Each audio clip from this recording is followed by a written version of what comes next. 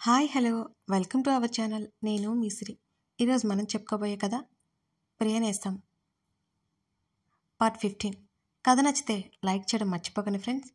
అర్జున్ గొంతు విని కన్నీళ్లతో నవ్వుకొని మరో 10 నిమిషాల తర్వాత అర్జున్కి కాల్ చేసింది రక్ష. అనుమానంగా అడిగాడు అర్జున్. ఉలిక్కిపడి కాల్ కట్ చేసింది రక్ష. చాలా కంగారుగా అనిపించింది రక్షకి. అర్జున్ నుంచి మళ్ళీ కాల్ వచ్చింది. ఫోన్ స్విచ్ ఆఫ్ చేసింది రక్ష. అర్జున్కి అర్థమైంది రక్షనే అని. అతనికి రిలీఫ్గా అనిపించింది. 2 గంటల తర్వాత సుమ ఫోన్ తీసుకుని స్విచ్ ఆన్ చేసింది రక్ష. అర్జున్ నుంచి 2 మిస్డ్ కాల్స్ ఉన్నాయి. అతని గురించి ఆలోచిస్తూ మెల్లిగా ఎప్పటికో నిద్రలోకి జారుకుంది రక్ష. నెక్స్ట్ డే కంగారుగా హాల్లో అటు ఇటు జరుగుతున్న రక్షను చూసి అప్పుడే నిద్రలేచావా అని అడిగింది సుమ. నా ఫోన్ తెచ్చుకోవాలి కదా, అర్జున్ గారి ఇంటికి వెళ్ళాలి అని కంగారుగా తిరుగుతూనే అంది రక్ష. అబ్బా వెళ్ళి తెచ్చుకోవే, ఇంకా చిరాకు పుట్టిస్తావు ఎందుకు, నువ్వు ధైర్యంగా ఉంటేనే కదా అతని నుంచి దూరంగా ఉండగలవు అని అంది సుమ. అవును కదా అని చెప్పి మళ్ళీ అంతలోనే భయమేస్తుంది సుమ, అక్కడికి వెళ్తే అర్జున్ గారిని చూస్తే కరిగిపోతానేమో అని బిక్కమొహం వేసుకొని చెప్పింది రక్ష. పోనీ నేను తోడురానా అన్నది సుమ. వద్దులే, నీకు ఆఫీస్ ఉందిగా, నువ్వు వెళ్ళు, అన్నీ నువ్వే చెప్తా, నేను వెళ్ళి టిఫిన్ రెడీ చేస్తాను అంటూ వెళ్ళిపోయింది సుమ. సరిగ్గా తినలేదు రక్ష కూడా. ధైర్యం తెచ్చుకుని మరీ అర్జున్ ఇంటికి బయలుదేరింది రక్ష. ఆమెల కంగారు అసలు తగ్గలేదు. వణుకుతున్న చేత్తో కాలింగ్ బెల్ కొట్టింది. ఎవరు డోర్ ఓపెన్ చేయలేదు. మరోసారి కాలింగ్ బెల్ కొట్టింది రక్ష. ఆఫీస్కి లేట్ అవుతుందని టైం చూసుకుంది. మరోవైపు డోర్ నెట్టింది. డోర్ ఓపెన్ అయింది. మెల్లిగా లోపలికి నడిచింది రక్ష. హాల్లో సోఫాలో ప్రణయ్ నిద్రపోతూ కనిపించాడు. ఎలా లేపాలో అర్థం కాలేదు రక్షకి. అక్కడ టీపాయ్ మీద తన ఫోన్ కోసం చూసింది, కానీ అది ఎక్కడా కనిపించలేదు. అన్నయ్య అన్నయ్య అంటూ చిన్నగా పిలిచింది రక్ష. డీప్ స్లీప్లో ఉన్న ప్రణయ్ లేవలేదు. అర్జున్ కోసం చూసింది. 3 గదులు కనిపిస్తున్నాయి. కిచెన్ కాకుండా ఏదో గదిలో ఉన్నాడో అర్థం కాలేదు రక్షకి. మొదటి గది వెతికింది ఆమె. కనిపించలేదు. 2వ గదిలోకి వెళ్ళింది. బాల్కనీ డోర్ తీసి ఉంది. అదే అర్జున్ గదేమో. అర్జున్ బాల్కనీలో ఉన్నాడేమో అనుకుని అటువైపు నడిచింది రక్ష. అర్జున్ గారు చిన్నగా పిలిచింది. అర్జున్ కనిపించలేదు. బాల్కనీలోకి వెళ్ళింది. అక్కడ కూడా అర్జున్ లేడు. వెనక్కి వచ్చింది. బాత్రూమ్ నుండి బయటికి వచ్చి హెయిర్ డ్రయర్ పెట్టుకుంటూ కనిపించాడు అర్జున్. అమ్మో, టవల్తో ఉన్న అతన్ని చూసి చటుక్కున వెనక్కి తిరిగి గట్టిగా అరిచింది రక్ష. మాట వినగానే తల ఎత్తి చూశాడు అర్జున్. రక్షను అక్కడ చూసి నిజంగానే అతను ఆశ్చర్యపోయాడు. ఆ తర్వాత నవ్వుకుంటూ ఆమె వైపుకి అడుగులు వేశాడు అర్జున్. రక్ష వెనక నుంచి పిలిచాడు. నాకేం తెలీదు, నేనేం చూడలేదు అని అంది కంగారుగా. అప్పుడు తనను చూసుకున్నాడు అర్జున్. టవల్తోనే ఉన్నాడు. గట్టిగానే నవ్వేశాడు ఆమె మాటలు విన్న తర్వాత. అక్కడి నుంచి పరుగున డోర్ దగ్గరికి వెళ్ళేంతలో ఆమె చేతిని పట్టుకున్నాడు అర్జున్. చిగురుటాకులా వణికిపోయింది ఆమె. సడన్గా రక్షలా వచ్చిన మార్పుకి టక్కున చేతిని వదిలేశాడు అర్జున్. అలాగే నిలబడి 2 చేతులతో తల పట్టుకుని నేల మీద కూర్చుండిపోయింది రక్ష. రక్ష ప్రవర్తన వింతగా తోచింది అర్జున్కి. త్వరగా డ్రెస్అప్ అయ్యి ఆమె ముందుకు వెళ్ళి పిలిచాడు అర్జున్. రక్ష ఏమైంది? అతను కంగారు పడ్డాడు. ఆమెను ముట్టుకోవాలి అంటేనే గాబరాగా ఉంది అతనికి. అంతకు ముందు రోజు కూడా అంతే. అతను పక్కకి రాగానే రక్ష వణికిపోవడం ఇంకా అతనికి గుర్తుంది. రక్ష ఒకసారి చూడు, నేను అర్జున్ని, ఒకసారి చూడు నా వైపు, ఏమైంది ఏమైంది నీకు? ఆమె తల మీద చేయి వేయిపోయి ఆగిపోయాడు అర్జున్. మెల్లిగా కళ్ళు తెరిచి చూసింది రక్ష అతన్ని. ఆమె కళ్ళలో కంగారు, ఆమె వణుకులో భయం, ఆమె శరీరం మీద స్వేదపు బిందువులు. అసలు ఏమి జరిగిందో అసలు అర్జున్కే అర్థం కాలేదు. ఎందుకలా అయిపోయింది ఆమె? రక్ష ఏమైంది అని అడిగాడు. ఏం లేదన్నట్టు తల ఊపింది. బ్యాగులో వాటర్ తీసుకుని తాగేసింది గబగబా. మెల్లిగా పైకి లేచారు ఇద్దరు. నా ఫోన్ ఇస్తారా, వెళ్ళాలి అని అడిగింది తలదించుకుని రక్ష. అలాగే ఇస్తాను, కానీ నీకు ముందు ఏమైందో చెప్పు, ఆమెనే చూస్తూ అడిగాడు అర్జున్. నాకేం కాలేదు, ఆఫీస్కి టైం అవుతుంది, ప్లీజ్ ఫోన్ ఇవ్వండి అని బ్రతిమాలింది రక్ష. వెయిట్ అంటూ వెళ్ళి ఫోన్ తెచ్చి ఇచ్చాడు అర్జున్. వెళ్ళడానికన్నట్టు వెనక్కి తిరిగిన ఆమెను చూస్తూ రక్ష అని పిలిచాడు అర్జున్. ఆమె అడుగులు ఆగిపోయాయి. ఎందుకు ఇలా దూరం చేస్తున్నావు నువ్వు? చాలా బాధగా ఉంది అతని స్వరం ఈసారి. ఏం మాట్లాడలేదు రక్ష. నేనంటే ఇష్టం లేదా? ప్రేమ లేదా? సమాధానం చెప్పు. ఇక జీవితంలో నమ్మకం నీకు చూపించను. అసలు నిన్నే నిర్ణయించుకున్నాను నిన్ను ఎప్పుడూ డిస్టర్బ్ చేయకూడదని. కానీ నైట్ నువ్వు కాల్ చేసి నువ్వెవరో తెలియకుండా నా యోగక్షేమాలు కనుక్కున్నావంటే నా స్థానం నీ మనసులో ఎలాంటిదో నాకు అర్థమైంది. నువ్వు కాదు అను, ఎప్పటికీ నమ్మకం కూడా నీకు చూపించను అని మరోసారి చెప్పాడు అర్జున్. ఆమె కంట్లో నుంచి చేరుతున్న కన్నీటిని తుడుచుకుంది నెమ్మదిగా రక్ష. మీ మీద నాకు ఎటువంటి ఇష్టం లేదు అని చెప్పింది ఆమె. అదే విషయం నా వైపు చూసి చెప్పు అని అన్నాడు అర్జున్. గట్టిగా ఊపిరి తీసుకుని అర్జున్ వైపు తిరిగి, మీ మీద నాకు ఎలాంటి అభిప్రాయం లేదు అని ఇంకొక మాటకు తావివ్వకుండా అక్కడి నుంచి వెళ్ళిపోయింది రక్ష. అదేంటన్నయ్య, రక్ష అలా ఎలా చెప్పింది? ఆయన తనని అంతగా ప్రేమిస్తే కాదు అనింది అని అడిగింది ప్రవర్తిక. తన బాధకే కారణం ఏమిటో మాకు తెలీదు.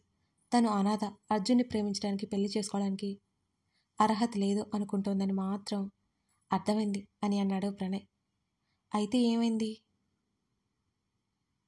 ఆయన ప్రాణంగా ప్రేమించేవారు కదా. రక్ష అలా చెప్పగానే ఎంత బాధపడి ఉంటారో అంది అర్జున్ని తలుచుకుంటూ ప్రవర్తికని గమనించి నవ్వుకున్నాడు ప్రణయ్. మరి రక్ష ఎలా ఆయన్ని ప్రేమించింది అని అడిగింది ప్రవర్తిక. ఆమె కళ్ళల్లో ఆతృత స్పష్టంగా కనబడుతోంది ప్రణయ్కి. రక్ష పనిచేసేది మా ఆఫీస్లోనే, అందువల్ల కాస్త ధైర్యంగా ఉన్నాడు వాడు ఎప్పుడూ తనని ఫోర్స్ చేయలేదు. తను ఏదో కారణం చేత బాధపడుతుంది, అదేంటో తెలుసుకోవాలని మాత్రం వాడు ప్రయత్నం చేశాడు. రక్ష మా ఆఫీస్ అయినా తన ఫ్లోర్ నా ఫ్లోర్ వేరు. తక్కువ మాట్లాడేది నాతో కూడా. ఏమైందో ఏమో, వారం తర్వాత సడన్గా రక్షని ఇంటికి తీసుకొచ్చాడు వాడు. అప్పటికి టైం రాత్రి 10 గంటలైంది. ఆ తర్వాత నన్ను వెళ్ళిపోమని చెప్పాడు. మా అపార్ట్మెంట్స్లో పెయింట్ హౌస్ ఖాళీగా ఉంది, అందులోకి వెళ్ళిపోయాను ఆ రాత్రి నేను అని చెప్పాడు ప్రణయ్. నైట్ తీసుకువచ్చి నిన్ను వెళ్ళిపోమని చెప్పాడా? ఏమైంది రక్షకి? ఎందుకు ఆయనతో పాటు వచ్చింది? అది ఆ సమయంలో. రక్ష మంచి అమ్మాయి కదా, కానీ ఆ టైంలో వెళ్లాల్సిన అవసరం ఏంటి? ఏదో జరిగిందన్నయ్య. రక్ష ఫ్రెండ్ లేకపోవడంతో ఒంటరిగా ఉన్నదని తీసుకొచ్చుంటారా ఆయన అని అడిగింది ప్రవర్తిక. ఏమో, ఆ తర్వాత రోజు నుంచి వాళ్ళు కలిసిపోయారు అని చెప్పి నాకు పని ఉందని అక్కడి నుంచి జారుకున్నాడు ప్రణయ్. తర్వాత రోజు నుంచి కలిసిపోయారా అంటే ఆ రాత్రి? ఎందుకో ప్రవర్తికలో ఇన్సెక్యూర్ ఫీలింగ్ కలిగింది ప్రణయ్ మాటలు విన్నాక. వాళ్ళ గురించి ఆలోచిస్తూ కళ్ళు మూసుకుంది వెనక్కి వాలింది ప్రవర్తిక అర్జున్ గొంతు గంభీరంగా వినిపించి ఆమె ఉలిక్కిపడి కళ్ళు తెరిచి చుట్టూ చూసింది. చుట్టూ చూసినా ఎవరూ లేరు. రక్షకి ఏమైంది? ఆ తర్వాత ఆయన గారు ఎందుకు రాత్రిపూట తీసుకొచ్చారు? అబ్బా, అన్నయ్య సగం సగం చెప్పి సమాధానం చెప్పకుండా మాయమైపోయాడు. ఇప్పుడు ఎలా ఏం జరిగిందో ఎలా తెలుసుకోవాలి అని తలపట్టుకుంది ప్రవర్తిక. అక్కడ అర్జున్ దగ్గర రక్ష ఆలోచనలు కొనసాగుతూనే ఉన్నాయి. మీ మీద నాకు ఎటువంటి ఇష్టం లేదు అని చెప్పింది రక్ష. అదే విషయం నా వైపు చూసి చెప్పు అన్నాడు అర్జున్. గట్టిగా ఊపిరి తీసుకుని అర్జున్ వైపు తిరిగి, మీ మీద నాకు ఎటువంటి అభిప్రాయం లేదు ఇంకొక మాటకి తావివ్వకుండా అక్కడి నుంచి వెళ్ళిపోయింది రక్ష. ఆమె ఏదో విషయంలో బాధపడుతుందని అర్థమైంది అర్జున్కి. ఆ విషయం ఏంటనేది అర్థం కాలేదు. కొన్ని రోజులు రక్షని డిస్టర్బ్ చేయకూడదు అని అనుకున్నాడు అర్జున్. ఆమెను దూరం నుంచి చూసుకోవడం మాత్రం అతను మానలేదు. అలా వారం రోజులు గడిచాయి. రక్ష ఏమైంది? దిగులుగా ఉన్న రక్షని చూస్తూ అడిగింది సుమ. ఏం లేదు, అలసిపోయాను అంతే అని చెప్పేసి గదిలోకి వెళ్ళిపోయింది రక్ష. అర్జున్ గారిని వద్దు అనుకుని రక్ష బాధపడుతుందేమో అని సుమ అనుకుంది. రూమ్లోకి వెళ్ళి డోర్ లాక్ చేసుకుని నోటికి చెయ్యడ్డు పెట్టుకుని ఏడవసాగింది రక్ష. ఎంత ఆపుకుందామన్నా ఆమెకి ఏడుపు ఆగట్లేదు. ఆమె ఏడుపు కిచెన్లో ఉన్న సుమకి వినిపించింది. కంగారు పడిపోయింది సుమ. గబగబా వచ్చి డోర్ కొట్టింది సుమ. వెంటనే కళ్ళు తుడుచుకుంది రక్ష. కన్నీళ్ళు ఎంతకీ ఆగట్లేదు. బాత్రూంలోకి వెళ్ళి ముఖం కడుక్కుని వచ్చింది. అప్పటికి సుమ తలుపు బాదుతూనే ఉంది. తలుపు తెరిచింది రక్ష. ఎందుకే అలా తలుపు కొడుతున్నావు? తలుపు విరగ్గొట్టేస్తావా ఏంటి అని అడిగింది నవ్వు పులుముకుంటూ రక్ష. నువ్వు బాగానే ఉన్నావా?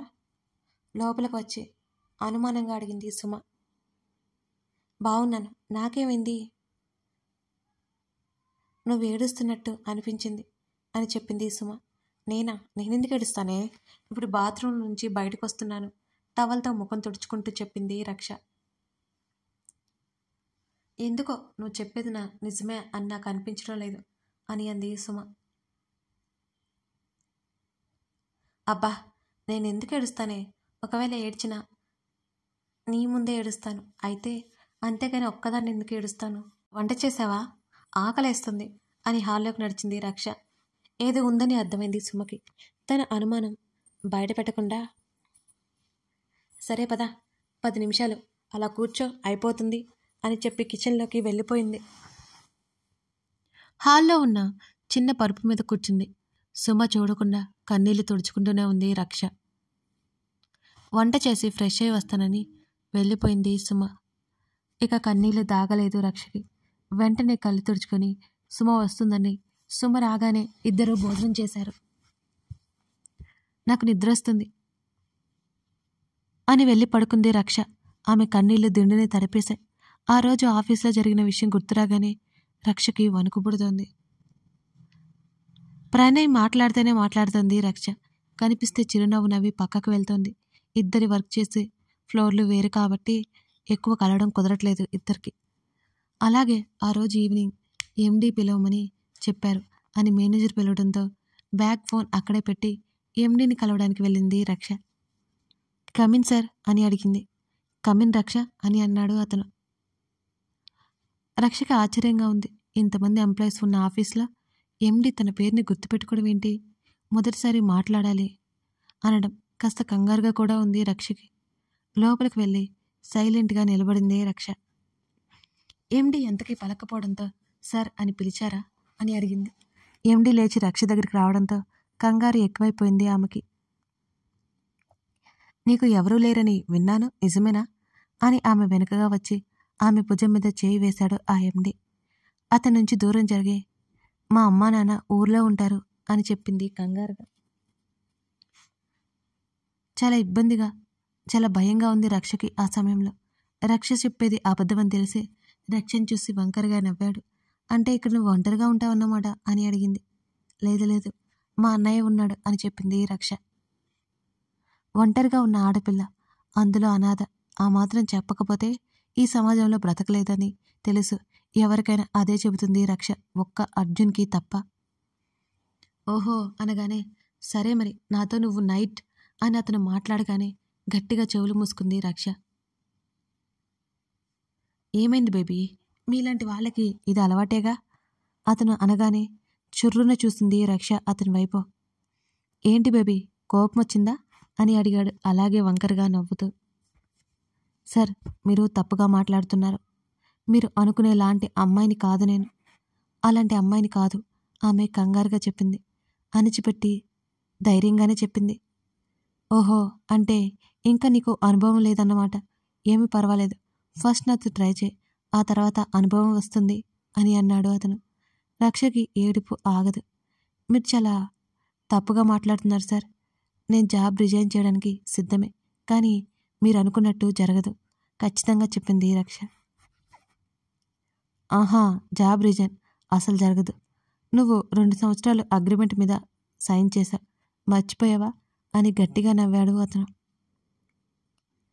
అతని నవ్వు రాక్షసంగా ఉంది రక్షకి. భయంతో ఆమె ఒళ్ళంతా చెమటలు పట్టాయి. కంగారు కప్పిపుచ్చుకొని ధైర్యంగా ఉండడానికి శతవిధాలుగా ప్రయత్నం చేసాగింది. తప్పదు బేబీ, త్వరలో నాతో నువ్వు గడపక తప్పదు. నువ్వు తప్పించుకోలేవు, రెడీ అయిపో. నువ్వు జాబ్ మానేస్తే పోలీస్ కేసు పెడతాను, పరిహారం చెల్లించక తప్పదు. అదే నువ్వు ఒప్పుకున్నావనుకో, హాయిగా మనం గడపొచ్చు. నీకు ఎటువంటి సమస్య లేకుండా నేను చూసుకుంటాను. ఏమంటావు? రక్ష ముఖంలోకి చూశాడు ఆ ఎండి. రక్ష ఇంకాస్త వణికిపోయింది అతని మాటలకి. అక్కడ ఉండకుండా భయంతో పరిగెట్టింది. ప్రణయ్ కదిలించినా మాట్లాడకుండా రూమ్కి వచ్చేసింది రక్ష. తర్వాత రోజు నుంచి ప్రతి క్షణం ఆమెకి నరకంతో సమానం. తన బాస్ నుంచి ఎలా తప్పించుకోవాలో అర్థం కాలేదు. జాబ్ రిజైన్ చేయడానికేమో తన దగ్గర అంత డబ్బు కూడా లేదు. ఏం చేయాలి? సన్నగా వెక్కిలి పట్టి ఏడ్చింది రక్ష. ఎప్పటికో ఆమె నిద్రలోకి జారింది. రక్షని ఒక కంట కనిపెడుతూనే ఉంది సుమ. అర్జున్ గారికి దూరమైనందుకు బాధపడుతుంది. కానీ ఇంతగా ఎందుకు ఏడుస్తుందో తెలియలేదు సుమకి. తర్వాత రోజైనా చెప్తుందేమోనని మౌనంగా ఉండిపోయింది సుమ. ఆయన చెప్పకపోతే తనే అడిగేయాలని సుమ నిర్ణయించుకుంది. తర్వాత రోజు ఉదయం విషయం అడిగి చూసింది. ఏం లేదని ముఖం చాటేసింది రక్ష. ప్రణయ్ని డ్రాప్ చేశాడు అర్జున్. రక్ష ఇంకా రాలేదు. వస్తుంది, వెయిట్ చేయరా అని అన్నాడు ప్రణయ్. వద్దురా, తను నన్ను చూస్తే ఇబ్బంది పడుతుంది. 4 రోజులు పోని, ఎలాగైనా తనకి నచ్చజెప్పాడు. తన భయాలేంటో తెలియదు. తనకి ఆలోచించడానికి కాస్త టైం ఇస్తున్నాను. తర్వాత కుదరదు అని చెప్పినా తనకి ఎలాగో అలా నచ్చజెప్తానులే అని అన్నాడు అర్జున్. రే, అదిగో రక్ష. ఆఫీస్లోకి వెళ్తున్న రక్షను చూపించాడు అర్జున్కి ప్రణయ్. దిగులుగా తల కిందకు వేలాడ తీసుకుని నడుస్తుంది. వీళ్ళు కాస్త దూరంలో ఉండడం వల్ల రక్ష వీళ్ళని చూడనేలేదు. ఎందుకో తన గుండె వేగం పెరగడంతో చుట్టూ చూసింది. ఆమెకు అర్జున్ వచ్చాడు అనిపించింది. కానీ అర్జున్ కనపడకపోవడంతో అదంతా తన భ్రమ అనుకుని రక్ష లోపలికి నడిచింది. రక్ష బాగానే ఉందా? ఆమె ముఖం చూసి అనుమానం వచ్చింది అర్జున్కి. లేదురా, నిన్నంతా చాలా దిగులుగా ఉంది. బహుశా నిన్ను మిస్ అవుతుందేమో అని నవ్వాడు ప్రణయ్. లేదురా, చాలా డల్గా ఉంది. విషయం ఏంటో తెలుసుకో, సరేనా అని అన్నాడు అర్జున్. సరేరా అని చెప్పి లోపలికి వెళ్ళాడు. ఆలోపే రక్ష తన ఫ్లోర్కి వెళ్ళిపోయింది. ఈవినింగ్ విషయం ఏంటో అడుగుదామని అనుకున్నాడు ప్రణయ్. ఆఫీస్లో అడుగుపెట్టిన దగ్గర నుంచి రక్షకి దడగా ఉంది. బాస్ ఎప్పుడేం చేస్తాడో అని చాలా భయంగా ఉంది. తను అనాథ అని బాధపడిన మాట నిజమే. కానీ ఏ ఆధారం లేని అమ్మాయిని ఇలాగే చూస్తారా? ఇక ఇలాంటి వాళ్ళు ఎందరో బలి అవ్వక తప్పదు కదా. వాళ్ళని వాళ్ళు ఎలా రక్షించుకోవాలి? ఇప్పుడు తాను అదే పరిస్థితి. ఏం చేయాలో పాలుపోవడం లేదు రక్షకి. ఆ రోజు మధ్యాహ్నం తినడం కూడా చేయలేదు. చాలా భయం వేసింది. ఈవినింగ్ అందరికంటే ముందే వెళ్ళిపోవాలని వర్క్ ఫినిష్ కూడా చేసింది. కానీ మేనేజర్ వచ్చి ఇంకో ఫైల్ ఇచ్చి దాన్ని కూడా ఫినిష్ చేయమని చెప్పాడు. రక్షకి అర్థమైంది తనిప్పుడు బలవబోతుంది. ఎలా తప్పించుకోవాలని ఆలోచించడం మొదలుపెట్టింది రక్ష. సాయంత్రం అయిపోయింది.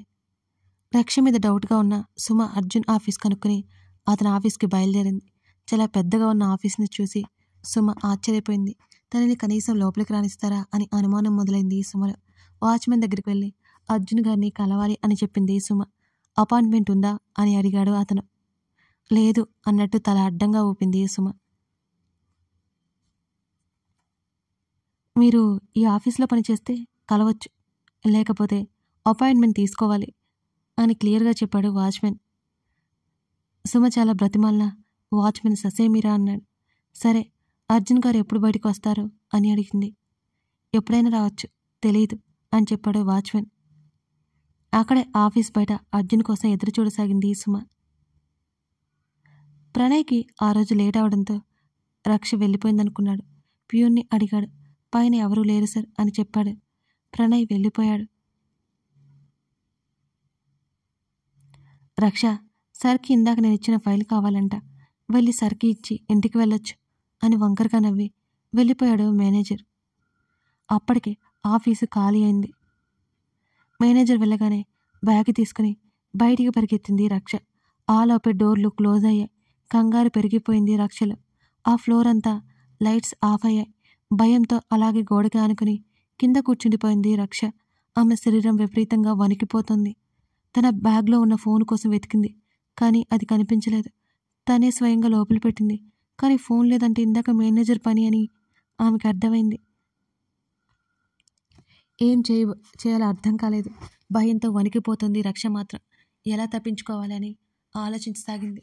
తన బ్యాగులో ఏదైనా వస్తువు ఉంటుందేమోనని చీకట్లోనే చేతిని పెట్టి వెతకసాగింది రక్ష. ఆలోపే లైట్లు ఆన్ అయ్యాయి. కళ్ళకు చేతిని అడ్డు పెట్టుకొని మెల్లగా కళ్ళు తెరిచి చూసింది. ఎదురుగా తన బాసు. పై ప్రాణాలే పైనే పోయాయి రక్షకి. కళ్ళు గట్టిగా మూసుకుని కన్నీరు కారుస్తూ అర్జున్ని తలుచుకుంది రక్ష. బ్రతికి ఉంటే మిమ్మల్ని చూస్తాను అర్జున్ గారు అని మనసులో అనుకుంది. కథ కొనసాగుతోంది. ఇప్పుడు ఈ బాస్ నుంచి రక్ష తప్పించుకోగలదా, లేకపోతే రక్ష బలైపోతుందా? రక్ష ఇక్కడ ఉన్నట్టు ఎవరికీ తెలియదు కదా. సుమ అర్జున్తో ఏం మాట్లాడబోతుంది? ఇవన్నీ తెలుసుకోవాలి అంటే తర్వాత భాగం చూడాల్సిందే. కథ నచ్చితే లైక్ చేసి కామెంట్ చేయడం మర్చిపోకండి ఫ్రెండ్స్. అలాగే మరిన్ని కథలకై మన ఛానల్ని సబ్స్క్రైబ్ చేసుకోండి friends. Thank you for watching this video.